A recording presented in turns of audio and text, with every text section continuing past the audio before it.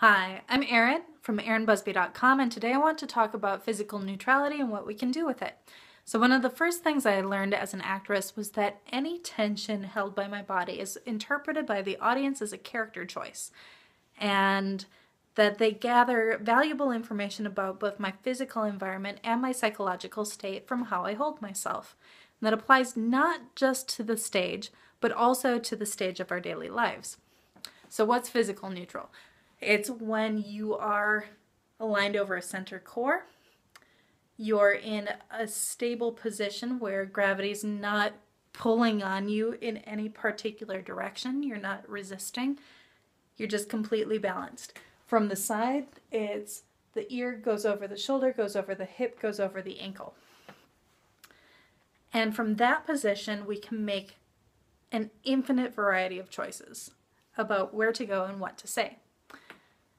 And this is important because people have been studying nonverbal communication for a long time, but one of the most influential is Albert Mehrabian, who was researching in the 1960s. And he said that the verbal component of a face-to-face conversation is less than 35%, and that over 65% of communication is done non-verbally. You may have seen this amazing TED Talk by Amy Cuddy about how your physical body changes your psychology. And she was talking about open positions and closed positions. And that actually came up when I was studying TCM. So we talk about all of these surfaces as being yin and all of these surfaces as being yang. So anything that you would not see when you're curled up in fetal position is yin. It's receptive, it's vulnerable, it's easy access to the viscera, to the heart, to arteries, basically to any of the things that could easily kill you if somebody attacked you there. And why that's powerful to expose them all is it sends a message that, yeah, you could try to kill me, but I'm so badass you'd never succeed. Whereas if you're closed off and only your yin sides are exposed, like I think of the trapezius muscle as a shield that we can kind of pop out whenever we're feeling a little bit too exposed.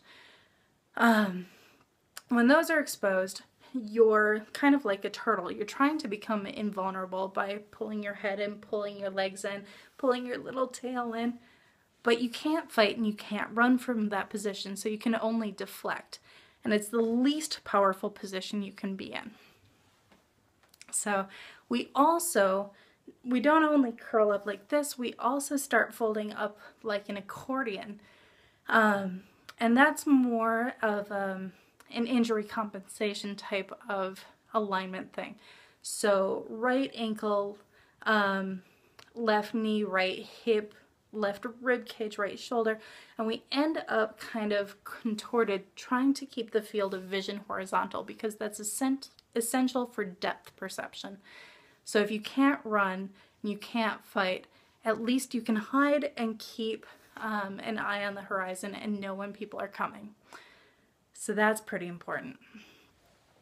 And this combination of things, also one of the most common expressions of tension that I see is that people round the shoulders forward. So this is closing the yin space, protecting the heart, and it's also a reaction to physical strain of everyday life. So typing or driving.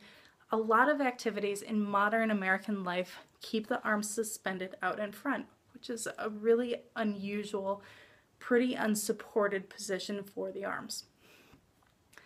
So all of these things have both their physical side and their psychological side.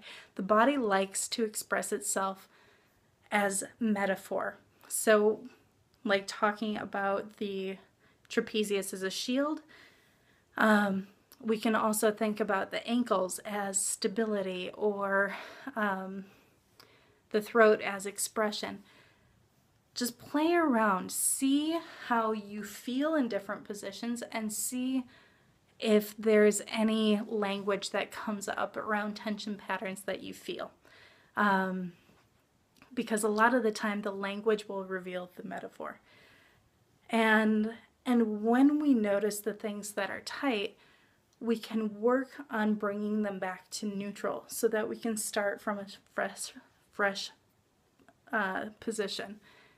Over time, if you haven't noticed those patterns building, eventually the bones will actually start shaping in relation to that muscle tension and in relation to gravity, and you'll be more limited.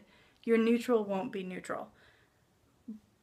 But play around with it.